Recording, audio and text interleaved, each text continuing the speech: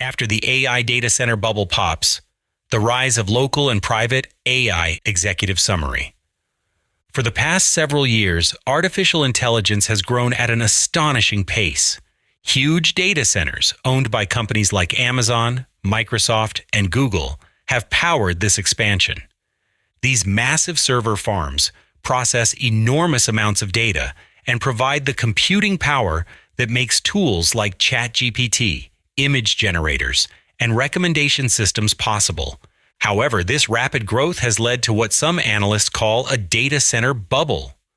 The bubble refers to the unsustainable surge in building ever larger and more energy-hungry facilities, often without considering long-term economic, environmental, and logistical limits. When this bubble bursts, it will likely reshape the digital landscape. The next wave of growth will not come from mega centers in distant industrial parks, but from smaller, local, and regional data hubs, along with a powerful movement toward private AI systems. Article: The Problem with Big Data Centers. Right now, most AI processing happens in enormous centralized facilities. These centers consume huge amounts of electricity and water to keep the computers cool. In some regions, data centers already account for a significant percentage of total energy use. Cities like Phoenix, Dublin, and Singapore have even begun limiting new construction because of power shortages and environmental concerns. The economics are also starting to break down. Building a large data center costs billions of dollars, and the demand for high-end chips has caused prices to skyrocket. Many smaller companies cannot afford to rent computing time from the big providers. There's also the issue of physical distance.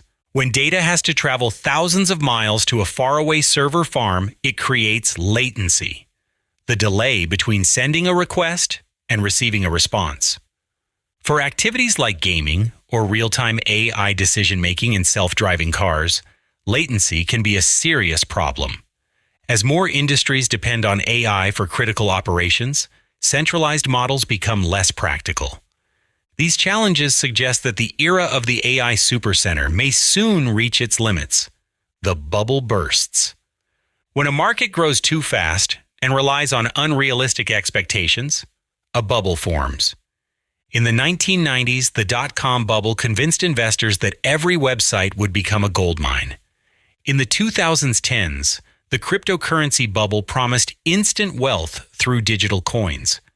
The AI data center boom has similar traits: huge investment, overconfidence, and little regard for sustainability. Eventually, this overbuilding will collide with rising costs, hardware shortages, and government restrictions on power use and land. When that happens, some companies will fail, and projects will be canceled mid-construction. The market will contract sharply as demand for cloud-based AI services slows.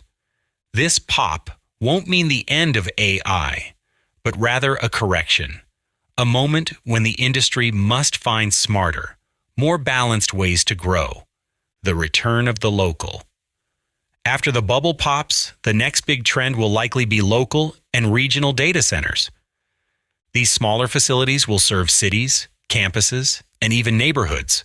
Instead of sending all data to a distant cloud, information will be processed closer to where it is generated. This approach is known as edge computing. It's already being used in industries like healthcare, manufacturing, and transportation. For example, hospitals may run their own mini data centers to handle medical imaging or patient records securely on site. A factory might use an edge server to manage robotic assembly lines with microsecond precision. By keeping data local, these systems reduce latency, improve reliability, and enhance privacy. They also make it easier to maintain control over sensitive information, which is becoming a major concern as data breaches and surveillance scandals increase. Regional data centers can also help balance energy use. Instead of depending on one massive facility that draws from a single grid, smaller centers can use local renewable sources like solar or wind. This decentralization can make the digital infrastructure more resilient and environmentally friendly, the rise of private AI. At the same time, we are likely to see a boom in private AI systems that run locally without needing to send data to the cloud. Right now, most people use AI tools hosted by large corporations. These companies control the data, the algorithms, and the results.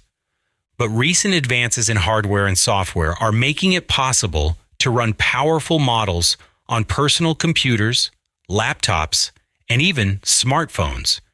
Imagine having a private AI assistant that lives entirely on your own device. It knows your schedule, helps you write, manages your photos, and automates your work without ever sending your data to an external server. This kind of local AI respects privacy and eliminates many of the risks of centralized control. Schools, hospitals, and businesses will adopt similar systems to protect sensitive information while still benefiting from automation. Open source communities are already leading this shift. Projects like LLAMA, Mistral, and smaller open-weight models can run efficiently on modest hardware. As these tools become easier to use, individuals and organizations will be able to customize AI systems for their specific needs. The future may hold a world where millions of small AIs work privately and securely across homes, offices, and local networks. Economic and social impacts. The move toward local and private AI will reshape the economy. Right now, most profits from AI flow to a few tech giants that control the largest data centers. But when computing power spreads out, opportunities will multiply. Local tech companies, managed service providers, and regional governments will invest in their own infrastructure. This shift could bring back a sense of digital independence. Just as communities once built their own power plants or water systems, they may begin building data utilities to manage local computing resources. High schools or small colleges could host their own AI labs instead of depending on external cloud access. Small businesses will deploy customized models trained on their own data, giving them an edge over larger competitors that rely on generic cloud tools. The job market will also change. Instead of massive teams managing centralized clouds, we'll see new roles for local technicians, AI maintainers, and system integrators. Cybersecurity will remain critical, but it will focus more on distributed protection, guarding many smaller nodes instead of a few giant ones. Challenges on the horizon. Of course, this transition won't be easy. Building and maintaining many smaller data centers requires careful coordination and new technical standards. Security will need to be strong enough to prevent attacks on local systems. Smaller operations might struggle to keep up with rapid AI advances unless open source collaboration remains strong. There are also questions about regulation. Governments will need to balance privacy, innovation, and national security as data becomes more decentralized. Ensuring that local AI systems remain safe, fair, and transparent will take ongoing effort. A more human future.